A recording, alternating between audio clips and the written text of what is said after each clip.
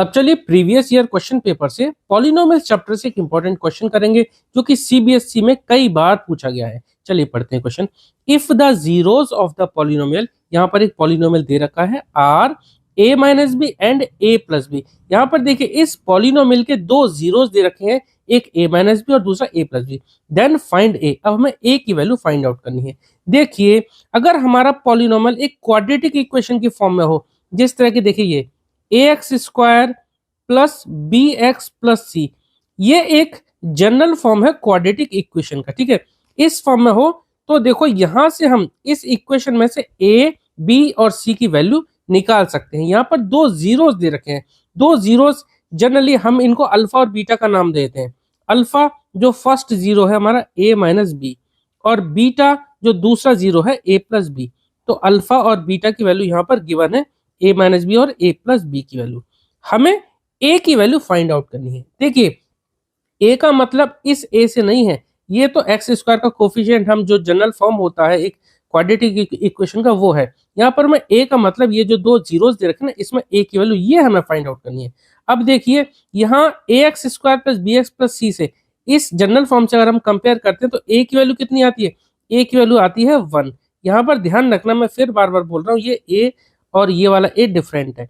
तो ए की वैल्यू 1 और यहाँ पर बी की वैल्यू कितनी है -4 और सी की वैल्यू कितनी है 1। जो लास्ट जो टर्म होती है कांस्टेंट वो होती है हमारी सी, और जो एक्स का जो कोफिशिएंट होता है वो होता है बी, ठीक है। और जो एक्स स्क्वायर का कोफिशिएंट होता है हमारा ए। मैंने इसलिए अलग अलग लिखा ताकि आप कंफ्यूज ना हो।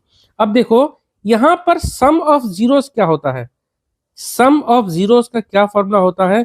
जो दो जीरोस हैं उनका सम, अगर हम यहाँ रिलेशन देखें कोफिशिएंट का और सम ऑफ जीरोस का, ये होता है -b अपॉन ए। -b/a कौन सा?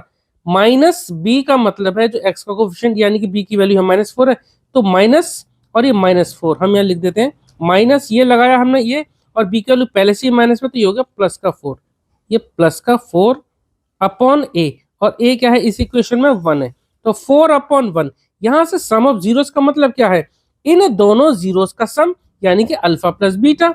अल्फा प्लस बीटा, देखो अल्फा कितना है a माइनस बी और बीटा कितना है a प्लस बी। तो यहाँ से क्या आएगा 4/1 का मतलब सिर्फ 4, और अल्फा प्लस बीटा इन दोनों को हम जोड़ देंगे, इन दोनों को अल्फा और बीटा की वैल्यू। तो a माइनस बी प्लस और बीटा की वैल्यू a प्लस बी, ठीक है। यहां से देखो -b और +b ये कैंसिल आउट हो गए, क्या बचता है a प्लस a 2a, तो 2a इक्वल टू 4। तो a की वैल्यू कितनी आ जाती है?